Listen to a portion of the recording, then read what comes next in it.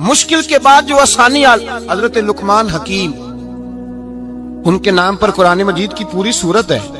हजरत लुकमान हकीम अलैहिर्रहमा आप अपने बेटे को नसीहत कर रहे थे, कहने लगे बेटा को मुश्किल आए तो घबराना नहीं, कोई मुश्किल आए तो करे बेटों को समझ आ जाए कि मुश्किल आए तो, समझ आ रही है बात की, मुश्किल आए तो।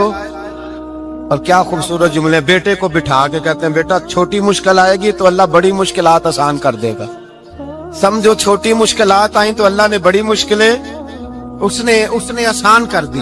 और आपको बताऊं असल इंसान होता ही वो है जो मुश्किलों में जीने का ढाब सीख जाता है, वो बन जाता है जो कर्ब के हालात में जीने का सलीका सीख जाता है। अपने बच्चों को ये समझाना, हजरत लुकमान बेटे मुश्किल आए तो घबराना नहीं, बड़ी को टाल देती है, वो नेकी का और आसानी का पेश खैमा होती है। अल्लाह उसके बाद आसानी समझा रहे हैं। कुछ दिनों के बाद कहने लगे आओ फुला अल्लाह के नबी की मुलाकात को चले, फुला नबी अलैहिस्सलाम से मिलने चलते हैं। उस जमाने में जो नबी थे उनसे मिलने चले गए। बेटे को बात याद थी, घोड़े पे बैठे, इमाम इब्ने जौजी ने इसको लिखा है, घोड़े पे बैठे थे दोनों के पास घोड़े थे।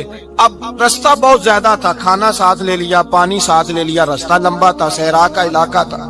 जब जाने लगे तो इतनी सख्त गर्मी हुई कि घोड़े भी बेहोश होने लगे। अचानक ऐसी गर्म लू चली कि घोड़े भी। अब दोनों बाप बेटा जो थे वो बड़ी जोश में थे कि जाना ही जाना है। घोड़े से उतर करके पैदल चलने लगे। अब पैदल चलते चलते जरा आगे गए तो गर्मी में जितना बंदा पैदल चलता है उतना प्यास भी ज्यादा लगती है, तो पानी पीते रहे, खाना खाते रहे, खाना पानी भी खत्म हो गया। थोड़ा आगे चले ना, इस कदर तकलीफ बढ़ी कि हजरत जनाबे लुकमान के बेटे के पैर के अंदर एक हड्डी पेवस्त हो गई। इतनी बड़ी हड्डी थी वो अंदर ही चली गई, पैर खून के फवारे गिरने लगे, बेटा बेहोश हो गया। हजरत लुकमान उसके सराहने बैठे तो बेटा था ना, आंखों में आंसू आ गए। बेटे ने आंख खोली तो कहने लगा अब्बा जी आप तो सब्र करने वाले हैं, आप रो रहे हैं। पर मैं बेटे में क्या करूं, मेरे सीने में जो दिल है वो एक बाप का दिल है। तो बाप जो हुआ तेरा, तेरी दुख पर रोना आया। बड़ी मुश्किल से दांत के साथ हड्डी निकाली, हड्डी निकली तो खून भी चला। साहबजादा कहने लगा हुजूर आपने तो कहा था हर मुश्किल के बाद आसानी होती है, और छोटी मुश्किल देख के अल्लाह बड़ी से बचा लेता है, तो हम तो अच्छे काम चले थे, मुश्किल पे मुश्किल, मुश्किल पे मुश्किल, ये क्या है। हजरत लुकमान कहने लगे बेटा ना तू रब की हिकमतों को जानता है ना पूरी तरह मैं जानता हूँ, लेकिन जो मैंने कहा था वो बात सच्ची है। फइन्ना मअल उसरि युस्रन इन्ना मअल उसरि युस्रा। अल्लाह हर मुश्किल के बाद आसानी अता फरमाएगा, और फरमाया मेरा ईमान है कि जरूर अता फरमाएगा। ये बात कह रहे थे कि सामने से धुआं उठा, इतना सख्त धुआं उठा कि आपने सोचा शायद वहां बादिया वहां जाते। वहां चलने लगे तो पीछे से किसी ने आवाज दी ठहर जाओ, रुको। वहीं रुक गए। थोड़ी देर गुजरी तो कहा रुक जाओ। जब रुके तो एक बोलने वाला बोला, कहने लगा तुम्हारे लिए थोड़ी देर के बाद जानवरों का बंदोबस्त कर दिया जाएगा, खाने का भी बंदोबस्त हो जाएगा, बच्चे का पैर भी सही हो जाएगा, चले जाना, लेकिन जरा ठहरो। हजरत लुकमान कहने लगे बोलने वाले तू कौन है? तो कहने लगे मैं अल्लाह का फरिश्ता हूँ, मैं अल्लाह का फरिश्ता हूँ। कहा अल्लाह के फरिश्ते और ये सारा कुछ क्या है? तो फरिश्ता कहने लगा असल बात यह है कि सामने बस्ती पर मुझे अजाब नाज़िल करने का हुक्म मिला था, आप बड़ी तेजी से आ रहे थे, मैंने रब से दुआ की कि अल्लाह इस बाप बेटे की गलती कोई नहीं, मेहरबानी फरमा। रब ने पहले आपको सहरा में उलझाया, फिर मेरी दुआ की बरकत से आपके घोड़े ठहर गए, फिर मेरी दुआ की बरकत से आपका पानी खत्म हुआ, फिर मेरी दुआ की बरकत से आपके बेटे को जख्म आया, फिर मेरी दुआ की बरकत से सामने से धुआं उठा। फरमाया ये जो तुम्हें मुश्किल पे मुश्किल आ रही थी, ये तो मेरा रब तुम्हें अजाब से बचाना चाह रहा था। ये जो तुम्हें मुश्किल पर मुश्किल आ रही थी तो मेरा मालिक तुम्हें अजाब से बचा रहा था, तुम समझ ही नहीं रहे थे। हजरत लुकमान ने बेटे की तरफ देखा तो बेटे कहने लगे अब्बा जी बात बिल्कुल सच्ची है, अफदलु जिक्र ला इलाहा इल्ला, और फिर पढ़ने लगे हस्बुनल्लाहु व निअमल वकील निअमल मौला व निअमन नसीर। ये विर्द होने लगा। भाई जब तुझे मुश्किल आती है, आजमाइश आती है, तो उस वक्त समझता है पता नहीं मेरे साथ क्या बनने लगा है। अल्लाह तबारक व तआला छोटी मुश्किल दे के तुझे बड़ी से महफूज रखता है, छोटी बीमारी दे के तुझे बड़ी से महफूज रखता है। बल्कि मैं एक दफा एक तकलीफ में, एक आजमाइश में मुब्तला हो गया, تو میں نے اپنے حضرت سے کہا کہ حضور سارے دکھ کٹھے ہی آ گئے، کیا کیا جائے؟ تو آپ فرمانے لگے بڑے خوش نصیب ہو، جوانی میں اللہ نے دکھ دے دیے، بڑھاپے میں آئے تو برداشت نہیں ہوتے، یہ تو بڑے وقت پہ آ گئے، شکر ادا کرنا چاہیے، اس زمانے میں برداشت نہیں ہوتے، اب آسانی ہے، ان کو برداشت کرو، ہمت کرو۔ حضرت یونس علیہ السلام کی دوستی ہوگی حضرت جبریل امین سے، تو جناب جبریل ملنے آئے، حضرت یونس علیہ السلام فرمانے لگے جبریل میرا دل کرتا ہے مجھے اس بندے کی ملاقات کرا جو اللہ کا سب سے زیادہ عبادت گزار بندہ ہے۔ حضرت جبریل امین لے گئے دور دور فلسطین کے علاقے میں، اور لے جا کر ایک بندے سے ملاقات کرائی جس کی دونوں آنکھیں بھی کوئی نہیں تھی، دونوں بازو بھی کوئی نہیں، دونوں پیر بھی کوئی نہیں، اور اس بندے کی زبان پر لفظ بڑا کیا جاری تھے، یا اللہ تیرا شکر ہے، یا اللہ تیرا، بول کے کہیے یا اللہ تیرا، اے اللہ تیرا شکر ہے، شکر شکر کر رہا تھا۔ حضرت جناب سیدنا یونس علیہ السلام کہنے لگے میں نے تجھے عبادت گزار کو ملانے کو کہا تھا، تو کہاں لے آیا؟ حضرت جبریل کہنے لگے یا یونس، یہ ہر چیز جانے کے باوجود اپنے رب کی رضا پہ راضی ہے، اس وقت دنیا میں نبیوں کے بعد جس سے اللہ سب سے زیادہ پیار کر رہا ہے وہ یہی بندہ ہے، یہ اپنے رب کی رضا پہ راضی ہے، مانا کہ جب اس حال میں راضی ہے تو بس ٹھیک ہو گیا، ٹھیک ہو گیا، وصل اچھا ہے نہ فراق اچھا ہے، بس جس حال میں محبوب رکھے وہی حال اچھا ہے، بس جس حال میں انہوں نے رکھا بات ٹھیک ہو گئی۔ اس میں اب انسان شکوا کرتے پھرے کہ یہ کس طرح ہے وہ کس طرح، اپنے آپ کو مطمئن رکھا ہے۔ میرے بھائی یاد رکھیں آزمائشیں تکلیفیں آپ کو بڑا کرنے کے لیے آتے ہیں، ہم آزمائش کو برا جانتے ہیں، دکھ کو برا جانتے ہیں، دکھ تو بڑے پیارے ہوتے ہیں، یہ رونے کا سلیقہ سکھاتے ہیں، یہ اللہ کو منانے کا طریقہ سکھاتے ہیں، یہ مسجد میں جانے کا، وہ جو سکھی بندہ ہے نا سکھی، مجھے ایک صاحب کہنے لگے دو قسم کے لوگ مدینے سے آتے ہیں، مدینہ شریف پوچھنے لگے، کہنے لگے حضرت جی دو قسم کے بندے ہیں، کچھ واپس جاتے ہوئے تڑپ رہے ہیں، کچھ تصویریں کھینچ رہے ہیں رخصتی کے وقت، فرق کیا ہے؟ تو میں نے کہا وہ جو تصویریں کھینچ رہا ہے وہ امیر آدمی ہے، اسے پتا ہے کہ میں پھر ٹکٹ لے لوں گا مہینے کے بعد پھر آ جاؤں گا، اور یہ مدینہ چھوڑتے ہوئے تڑپ رہا ہے یہ کوئی غریب ہے، یہ کہہ رہا ہے پتہ نہیں دوبارہ موقع ملے کہ نہ ملے، یہ دکھی ہے، یہ آزمائش میں دکھی سکھی بندہ تو مکے جا کے نہیں روتا، وہاں بھی کھڑا ہے ڈٹ کے کھڑا، دکھی کوئی نہیں تو روئے کیسے، روئے کیسے؟ دکھیے دی گل دکھیا ہی جانے، دکھیے دی گل، کیا خوبصورت لفظ ہے میاں صاحب کی، اور لفظوں میں حسن دیکھے کہنے لگے دکھیے دی گل اے دکھیا ہی جانے تے سکھیے نو کی خبراں، تے یار جنہاں دے موت نے مارے روندے نہیں تک تک قبراں۔ یہ مشکل مرحلہ ہوتا ہے، جب انسان تکلیف میں ہوتا ہے پھر اسے احساس ہوتا ہے، اور تکلیف والے کو ہی تکلیف والے کی تکلیف کا احساس ہوتا ہے۔ جب آپ کو اللہ مشکل دیتا ہے تو سمجھ لے رب آسانی دینا چاہ رہا، جب تیز دھوپ آتی ہے تو سمجھ لے اللہ گرم ہوا گزار کے ٹھنڈی بارش برسانا چاہ رہا، اور جب چاروں طرف سے گھٹن ہو، پنجابی میں کہتے ہیں گما لگ جائے، تو پھر سارے بول کے کہتے ہیں اب جو طوفان آئے گا وہ سخت ہی آئے گا۔ کمزور باتیں کرنی چھوڑ دیں، مایوسی کے جملے اپنی زندگی سے نکال دیں، ہم مسلمان ہیں، آپ بیمار ہو گئے ہیں تو یہ بھی خدا کا فضل ہے، گناہ معاف ہوں گے۔ اگر اللہ تعالیٰ نے فقیر بنا دیا، غریبی آ گئی ہے تو یہ بھی فضل ہے، امیروں سے پہلے جنت میں جائیں گے۔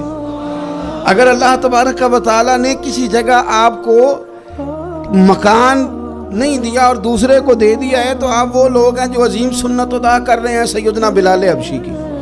اگر کسی جگہ کوئی کمزوری آ گئی ہے، کوئی پیچھے رہ گئے ہیں تو یہ خدا کا فضل ہے، اللہ تعالیٰ نے چاہا ہمارے لیے جو فیصلہ تو ہم اس پہ راضی ہیں، لیکن اپنی زندگی اور شکوے اتنے بڑھا لیے، ہم نے اتنے بڑھا لیے کہ لوگوں سے شکوے کرتے کرتے رب رسول سے بھی شروع کر دیے۔ غلام بھی کبھی شکوہ کرتا ہے، آقا کا بھی شکوہ ہوتا ہے، بندہ بھی کبھی شکوہ کرتا ہے، رب کا بھی شکوہ ہوتا ہے، یہ بھی کبھی ہوتا ہے۔ آپ نہ مانے پر یہ شکوہ ہے کہ میں بڑے ڈاکٹروں کے پاس گیا ہوں آرام نہیں آیا، نہ مانے پر یہ شکوہ ہے میں نے کبھی کسی کو ستایا تو نہیں پر میرے حالات نہیں ٹھیک ہوتے، آپ نہ مانے پر یہ شکوہ ہے کہ فلانے کے پاس دولت زیادہ ہے، اس نے پتہ نہیں وہ آگے نکل گیا اور میں پیچھے رہ گیا، نہ مانے پر یہ شکوہ ہے۔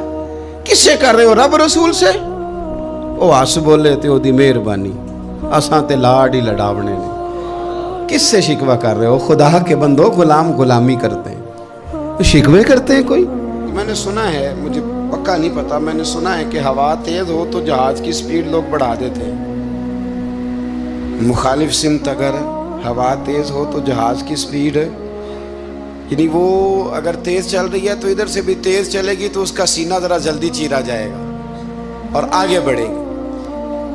صبر اور استقامت، اگر آپ نے زندگانی میں آگے بڑھنا ہے تو ان دو چیزوں کا وجود آپ کے ساتھ ہونا بڑا ہی ضروری ہے۔ ہمارے مزاجوں میں بڑی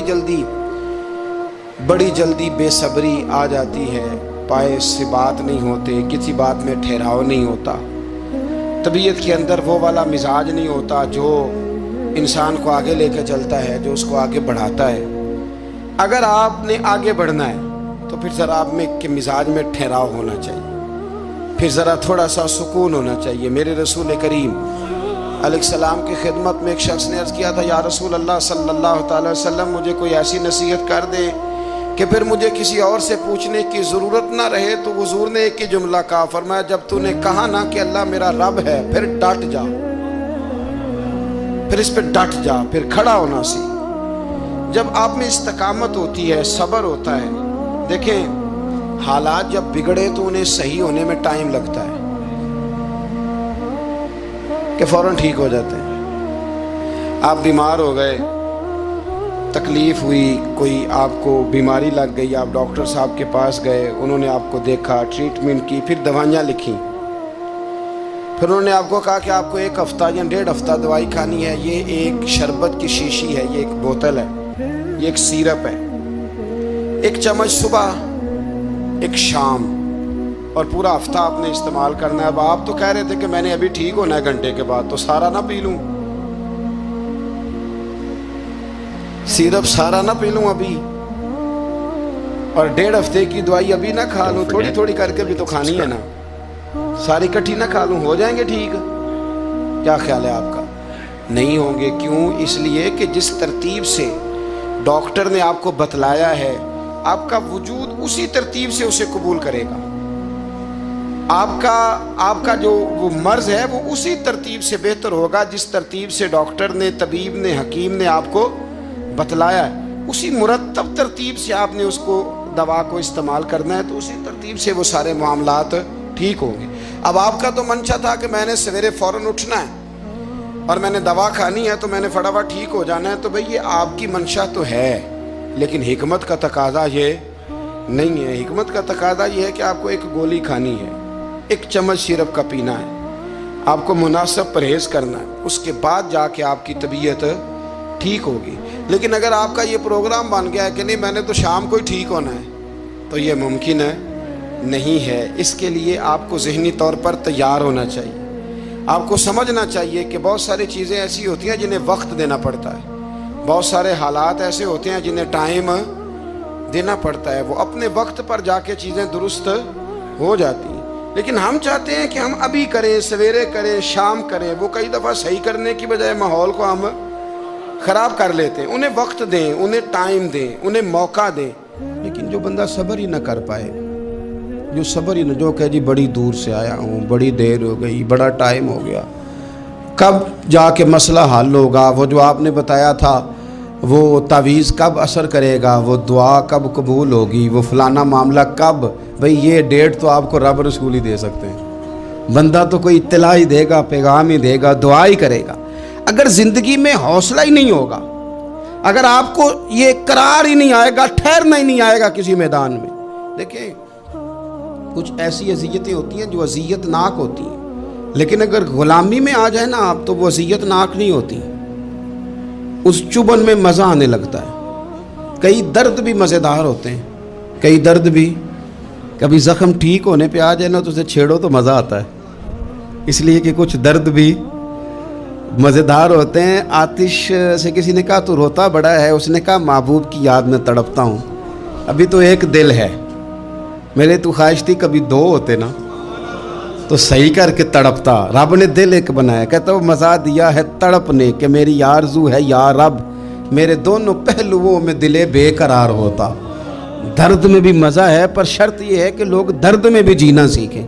ہم نہ آرام میں جینا چاہتے ہیں، پنکھے کے نیچے جینا چاہتے ہیں۔ کاش کہ ہمیں صحرا میں بھی نیند کا مزہ لینے کا طریقہ آئے، پھر زندگی کے سارے راستے آسان ہیں، پھر اقرا بھی مشکل نہیں، لیکن چونکہ حوصلہ نہیں، صبر نہیں، وہ والا قرار نہیں جو ایک مسلمان سے رب رسول کا مطالبہ ہے۔ حدیبیہ کے موقع پہ نا نبی پاک صلی اللہ علیہ وسلم نے جو شرطیں کافروں کے ساتھ طے کی تھی نا، حضور نے نور بصیرت سے کی تھی نا، تو انہی شرطوں نے پھر فتح کے باب کھول دیے۔ ان فتحنا لک فتحا مبینا۔ ایک شرط یہ تھی کہ اگر کوئی مسلمان مدینے سے مکے آئے گا تو مکے والے واپس نہیں کریں گے، رکھ لیں گے۔ پھر غور کریں، کوئی مسلمان اگر مدینے سے مکے آئے گا تو مکے والے واپس نہیں کریں گے، اور اگر کوئی بندہ مسلمان اپنے آقا کی مرضی کے بغیر مسلمان ہو جائے اور وہاں سے وہ مدینے آئے گا تو حضور پناہ نہیں دیں گے۔ تو میرے بھائی، محبوب کی طرف سے آنے والا نہ صرف سوکھ ہی نہیں قبول کرنا چاہیے، دکھ بھی قبول کرنا چاہیے، دکھ بھی قبول کرنا چاہیے۔ ہمارا یہ مسئلہ ہے کہ ہم نہ میٹھی میٹھی کے قائل ہیں، کڑوی کڑوی کے قائل نہیں۔ اگر وہ کبھی دکھ دے نا تو محبوب کا دکھ بھی سکھ سمجھ کے قبول کرو۔ ہاں اس کی طرف سے کانٹا ہے کبھی تو اسے پھول سمجھ کے قبول کرو، وہ چبھے گا نہیں، انشاءاللہ مزہ ہی دے گا، وہ قبول تو کرو نا۔ تو اب حضرت ابو بصیر رضی اللہ تعالیٰ عنہ ایک صحابی تھے، ایک تو حضرت ابو جندل رضی اللہ تعالیٰ عنہ تھے نا، تو وہ تو حدیبیہ میں آ گئے، حضور مجھے لے جائیں، تو نبی پاک نے فرمایا میں نے وعدہ کر لیا ہے، ان کو بھی حضور نے واپس بھیج دیا۔ اور یہ بیچارے نا اپنے آقا کی جیل توڑ کے مکے سے بھاگ کے مدینے آئے، یا رسول اللہ مجھے قبول کر لے، میں بھاگ آیا ہوں، وہ بڑا ظلم کرتے ہیں، مارتے ہیں، تکلیف دیتے ہیں۔ وہ آئے تو ادھر سے نا اس کے مالک نے ایک دو بندے بھی بھیج دیے رکا دے کے کہ یا رسول اللہ آپ کا تو وعدہ تھا کہ آپ بندہ رکھیں گے نہیں۔ یہ آئے اور رکا بھی آ گیا۔ اب ذرا منظر کو سمجھیں۔ ہمارا تو یہ مسئلہ ہے کہ کہتے ہیں کہ میری 99 باتیں مانی ہیں، ایک نہیں مانی، لہذا میرا تعلق ہی کوئی نہیں۔ لیکن یہاں کیا کیفیت ہے؟ بندہ رو رہا ہے، تڑپ رہا ہے، حضور میں مار سے بچتا ہوا آیا ہوں، جیل توڑ کے آیا ہوں، مجھے قبول کر لیں۔ ادھر رکا آ گیا کہ آپ کا وعدہ تھا رکھیں گے نہیں۔ اب یہ کتنا مشکل مسئلہ ہے، لیکن رسول پاک علیہ السلام نے فرمایا ابو بصیر میں نے وعدہ کیا یار تجھے واپس جانا پڑے گا۔ ہوئے ہوئے ہوئے، لوگ تو کہتے ہیں نا کہ وہ پیر صاحب نے کہا تھا تو میرا کام نہیں ہوا، لہذا میری بیعت ہی گئی، چھٹی ہو گئی، ماحول ہی بڑا عجیب ہے۔ حضور نے فرمایا واپس جا، لیکن جے کر یار دے نام دا ملے مینا، پھر انہوں چولی پا لئیے مینے نو پنجے سٹیے نا، جے کر یار دے نام دا، سامنے والے نے تانا سمجھ کے دیا تھا پر یار کے نام کا تھا نا، اس نے کہا لا صحیح سونے کے نام کا ہے نا، تانا ہوا تو کیا ہوا، جے کر یار دے نام دا ملے مینا، انہوں چولی پا لئیے پنجے سٹیے نا، تے جے کر یار دے نام دی ملے سولی، پھر جھوٹا جھوٹ لئیے تے پیچھے ہٹیے نا، جھوٹا جھوٹ لئیے۔ اب لکھنے والے کا بھی اپنا انداز ہے نا، کہتے ہیں یہ بھی میرے لیے جھولا ہی ہے، یہ بھی آرام کی جگہ ہی ہے، جھوٹا جھوٹ لئیے تے پیچھے ہٹیے نا۔ حضرت ابو بصیر رضی اللہ تعالیٰ عنہ سے حضور نے فرمایا واپس جانا ہے، کہ سونے ٹھیک ہے، کوئی شکوہ نہیں، کوئی گلہ نہیں، یہ بھی میرے محبوب کا حکم ہی ہے۔ اور کیا بات ہے، میرے نبی وعدوں کے پکے ہیں، کیا بات ہے، حضور نے جو کہا کر کے دکھایا۔ کہتے ہیں میں واپس جا رہا تھا، ایک دو بندے ساتھ تھے، جب مدینے کی حد گزر گئی نا، حضور نے تو کہا تھا نا مدینے میں پناہ نہیں دینی، تو میں نے اس سے کہا یار تلوار بڑی سونی ہے، ذرا دکھانا۔ اس نے دکھائی تو ایک کی میں نے گردن کاٹ دی، دوسرا ویسے ہی بھاگ گیا، اور بھاگ کے حضور کے پاس آیا جی اس نے تو مار دیا۔ تو سرکار فرمانے لگے میں نے تو وعدہ پورا کیا تھا نا، تم سے نہیں سنبھالا گیا تو معاملہ تمہارا ہے۔ اب حضرت ابو بصیر رضی اللہ تعالیٰ عنہ واپس آئے، عرض کی حضور اب میرے لیے کیا حکم ہے؟ حضور نے فرمایا میاں حکم وہی ہے، مدینے میں ہم نہیں رکھ سکتے، تم مدینے میں صحابہ تھے نا، حضور کی باتوں سے خوشبو لیتے تھے، مدینے میں نہیں رکھ سکتے۔ حضرت ابو بصیر کہتے ہیں میں مدینے کی سرحد سے نکل گیا، اس جگہ چلا گیا جو نہ مکے کی ریاست میں تھا نہ مدینے کی، ایک مقام ایس تھا جہاں میٹھے پانی کے کنویں تھے، وہاں رہنے لگا۔ حضرت ابو جندل کو پتہ چلا کہ ایک نیا ٹھکانہ بن گیا، وہ بھی جیل توڑ کے آ گئے، 70 بندے آ گئے، وہاں سے قافلے گزرتے تھے کافروں کے، یہ بھی مسلمانوں کو تنگ کرتے تھے، اگر مکے سے کوئی قافلہ گزرتا تھا تو ہم نے بھی ان کو پکڑا، کافر کا مال مال غنیمت اسباب بن گیا۔ اور وہ جب قافلہ لے کے آتے تھے تو ڈرے ہوتے تھے، اور ان کو تو ستایا تھا نا. کہتے ہیں ہمیں ستایا بڑا تھا, ہم تو انقلابی بن گئے تھے. ہم تو رکھ لیتے نا, بڑی منت کرتے, بڑی جان مشکل سے چھڑاتے. 70 بندے ہو گئے, پھر 300 ہو گئے. ابو بصیر کہتے ہیں دنیا مدینے جاتی تھی لیکن ہم تڑپتے تھے, ہم تڑپتے تھے. روت لنگ گئی ہے پھر باہر آندی تے اج چٹھیاں مدینے آئیاں نہیں. ہم تڑپتے تھے کہ یار کوئی موقع ملے. روز رات کو روتے تڑپتے. 300 انقلابیوں کا جتھا صبر سے بیٹھا ہے مدینے کی سرحد پہ, اندر آنے کی اجازت نہیں, پر غلامی میں روز اضافہ ہو رہا. صبر دیکھو, غلامی میں روز اضافہ ہوتا ہے. تنگ آ گئے کافر. پہلے بڑی ڈینگیں مارتے تھے کہ دیکھو ہم نے کیسی شرط منوائی ہے, کیسی شرط منوائی ہے کہ ان کا بندہ آئے گا تو ہم واپس نہیں کریں گے, ہمارا جائے گا تو انہیں کرنا پڑے گا. پھر اتنے تنگ آئے کہ خود آ کے کہنے لگے حضور مہربانی کریں یہ شرط تو ختم کریں, اور ان 300 کو تو مدینے بلائیں, مہربانی فرمائیں. حضور بڑے خوش ہوئے. آج غلاموں کے نام پیغام لکھا, غلاموں کے نام پیغام لکھا. چٹھی لکھی حضور نے. چٹھی کس چیز کی لکھی؟ آ جاؤ یار مدینے آ جاؤ. چٹھی آئی مدینے آنے کے لیے. حضرت ابو بصیر کے نام چٹھی گئی, آ جا یار مدینے, آ جا تیرے نام پیغام سب لائی ہے سرکار نبی سے, اور آیا ہے بلاوا مجھے دربار نبی سے. پیغام آیا. حضرت ابو بصیر اتنے بیمار تھے کہ نزع کا عالم تھا, لیکن اس عالم میں بھی انتظار تھا. اس آخری ویلے اکھیاں میریاں رات تکنائیں تیرا, تیرا تے سجنا کچھ بھی نہیں جانا. یہ پا جاویں ایک پھیرا تے سر میرے تے آن کھلوویں تے پھر پردہ رہ جائی میرا. سوکھا نکلے صاحب ظہوری یہ ویخ لوے مکھ تیرا. حضرت ابو بصیر کو نا وہ رکا گیا, حضور کی چٹھی گئی تو یوں چٹھی پڑی. حضور نے فرمایا آ جانا, رستہ کھل گیا ہے, تو آ جا, کھل گیا رستہ. دعا فرماؤ مدینے کے رستے کھل جائیں. کرو نا یار دعا مدینے کے رستے کھل جائیں. کچھ ایسے ہیں جنہوں نے سارے دکھ سنانے ہی مدینے جا کے ہوتے. کچھ لوگ ایسے ہیں جن کے دل اور کلیجے پھٹنے کو آ گئے. دعا کرو رستے کھل جائیں. حضور نے فرمایا آ جا, تیرا راہ کھل گیا. حضرت ابو جندل کہتے ہیں میں سرانے کھڑا تھا, حضرت ابو بصیر کے خط پڑھا, مسکرائے, اشارے سے کہنے لگے کہ دیکھ میرے نبی کا خط ہے, حضور کی چٹھی میرے نام آئی ہے, پڑھنا. میں نے بھی پڑھی. پہلے روئے, پھر کلمہ پڑھا, پھر میرا ہاتھ تھاما, روح ہی پرواز کر گئی. ہمیشہ کے لیے, ہمیشہ کے لیے. وہ ظاہری جسم کے ساتھ تو مدینے نہ پہنچے, پر قبر میں گئے تو مدینے والے کی زیارت نصیب ہو. قبر میں حضور کی زیارت نصیب ہو گئی. قبر میں حضرت ابو جندل کہتا ہے میں نے جنازہ پڑھا, اور اسی مقام پہ جہاں انہوں نے انتظار کیا تھا نا, وہ مقام میں انتظار ان کا مزار بنا. مزار کے ساتھ مسجد بنی, مسجد کا نام مسجد ابو بصیر رکھا گیا. انہوں نے اس انتظار میں جان دے دی, پر صبر کیا, شکوہ نہیں کیا. ہم نا ٹائم نہیں دیتے, ہمیں جلدی بڑی ہے. کاروبار ٹھیک ہو جائے تو شام کو ہو جائے, بچہ تندرست ہو جائے تو پھر شام کو ہو جائے, مخالفین ٹھیک ہو جائیں تو شام کو ہو جائیں. ہمارے سارے کام شام سے پہلے پہلے, بلکہ جو ولی بننا چاہتا ہے وہ بھی کہتا ہے 1.25 گھنٹے میں بنا دو, لیٹ نہ کرو. کیونکہ بہت سارے تو کہتے ہیں یہ ایک نظر کریں. میں نے کہا آپ کوئی عمل بھی کریں نا, آپ تھوڑی محنت بھی کریں نا. کہتے ہیں ایک نظر کریں. ہمارے درویش کہا کرتے تھے کہ آج کل مرید کہتے ہیں نہ نماز پڑھاؤ, نہ روزہ رکھاؤ, نہ وظیفہ کراؤ, نہ کوئی اور کام کراؤ, سانو ایویں ہی بخشاؤ. تو بھئی اللہ نے خود 5 نمازیں فرض کی ہیں, رمضان کے روزے فرض کیے ہیں, زکوٰۃ فرض. تو جب اللہ نے ذمہ داریاں لگائی ہیں تو پھر کون ہے جو بغیر ذمہ داریوں کے آگے جائے.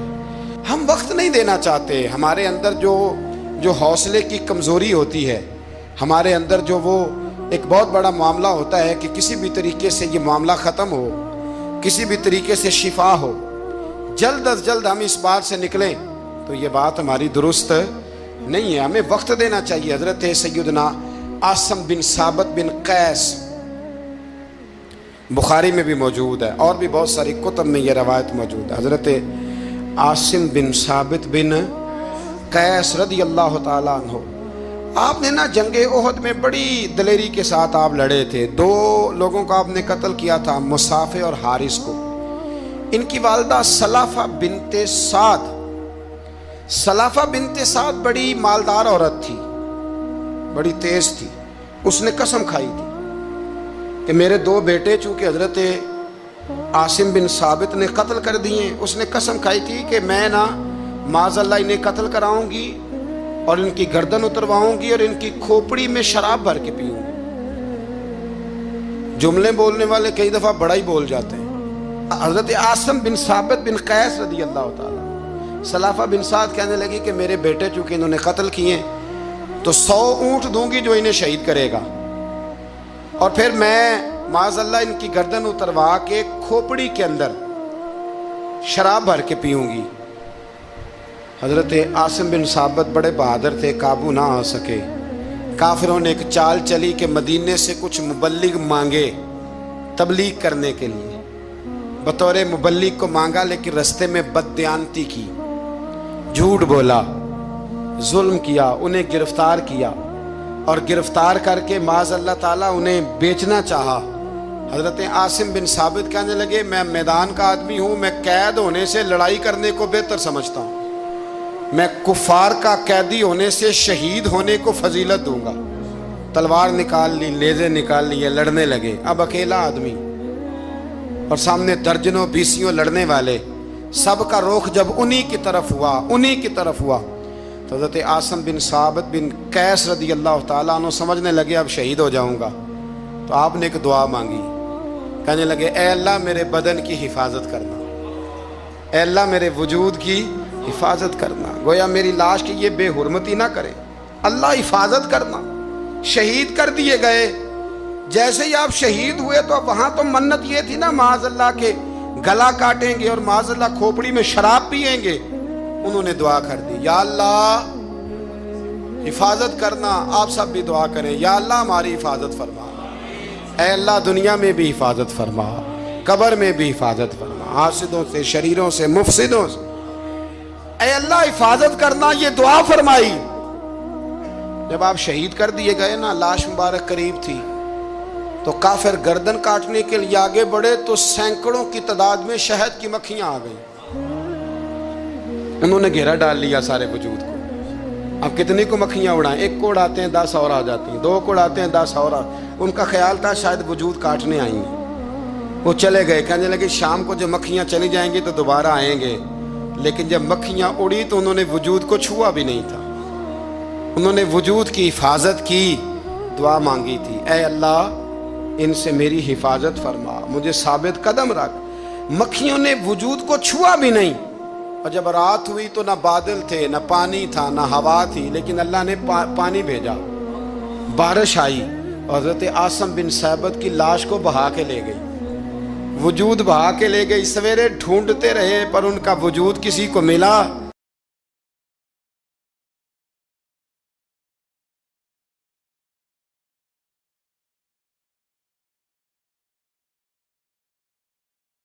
Don't forget to like and subscribe.